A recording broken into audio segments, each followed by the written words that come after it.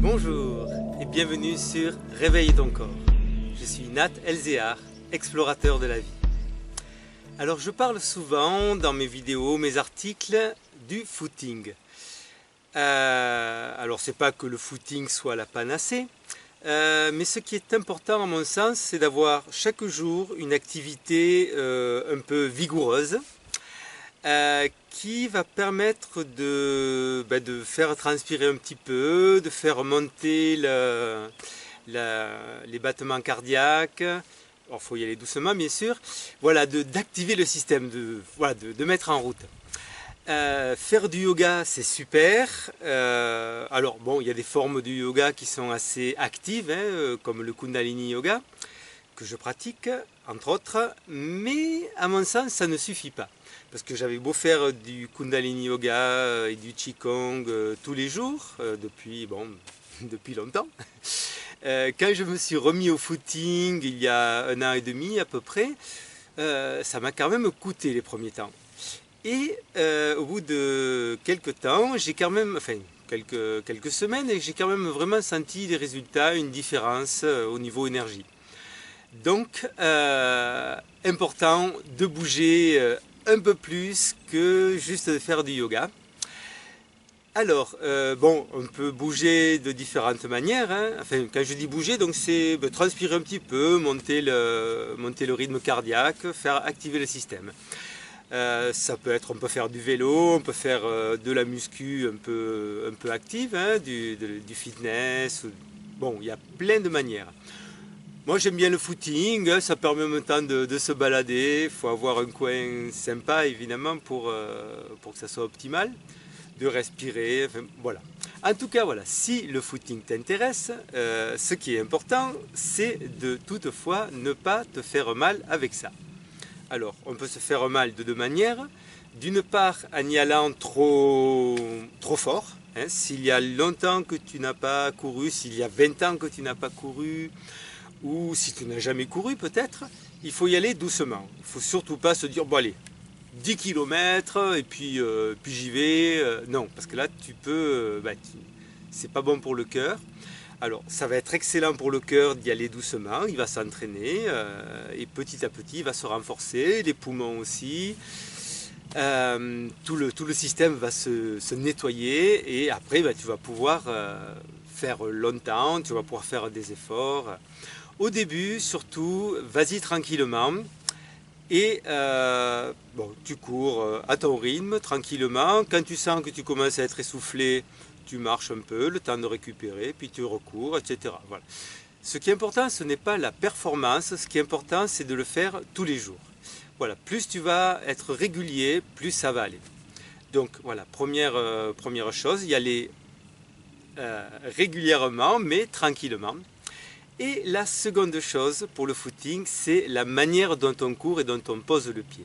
Alors, j'ai déjà abordé un petit peu ça avec dérouler le pied, l'exercice. Là, on va aller un petit peu plus loin. Donc, ce qui est important, si, ça c'est le talon, si on tape comme ça, il y a un choc dans toute la colonne vertébrale. Et ça, c'est pas bon. Alors c'est pour ça qu'on a inventé des chaussures hyper compensées, renforcées, amorties, etc. qui valent une fortune, mais qui malgré ça ne sont quand même pas bonnes parce qu'il y a toujours de choc et puis on est toujours de toute manière en mauvaise position physiologique pour courir. Alors, donc au lieu d'attaquer le sol comme ça, on va l'attaquer légèrement avec la pointe des pieds. Alors, c'est pas sur la pointe, évidemment. Et donc, l'idée, c'est vraiment on attaque. Alors, le pied est presque à plat, mais c'est d'abord l'avant du pied qui touche le sol. Voilà. Donc, l'avant du pied touche le sol. Le talon va arriver doucement au sol, ou peut-être parfois même pas. Voilà. Et puis ensuite, il y a l'impulsion avec l'avant du pied et les orteils. Voilà, donc ça c'est vraiment le point important. Donc ça va permettre de courir en souplesse, de ne pas t'abîmer.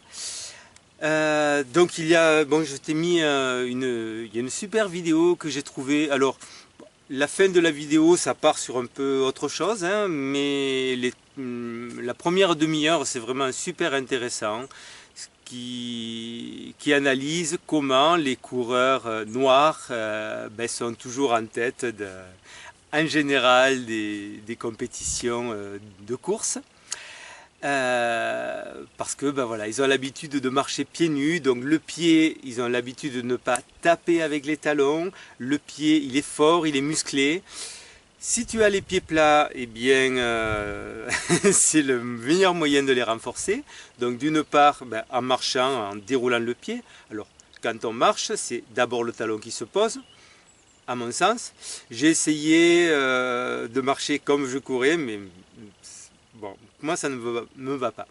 Mais le talon se pose délicatement, tout de même, et puis hop, mais s'il y a la poussée avec l'avant du pied, le talon ne va pas se poser trop fort, parce qu'on est déjà en position pour bien poser le pied lorsqu'on a poussé avec la jambe arrière. Voilà, donc alors il y a dérouler le pied, il y a le petit exercice de monter sur la pointe des pieds, donc je te mets les liens en dessous.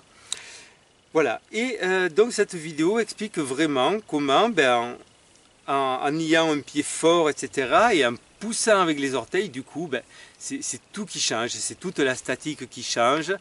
Et si tu veux devenir performant en course à pied, à mon avis, c'est un bon moyen.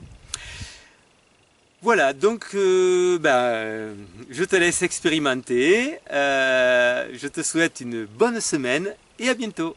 Salut!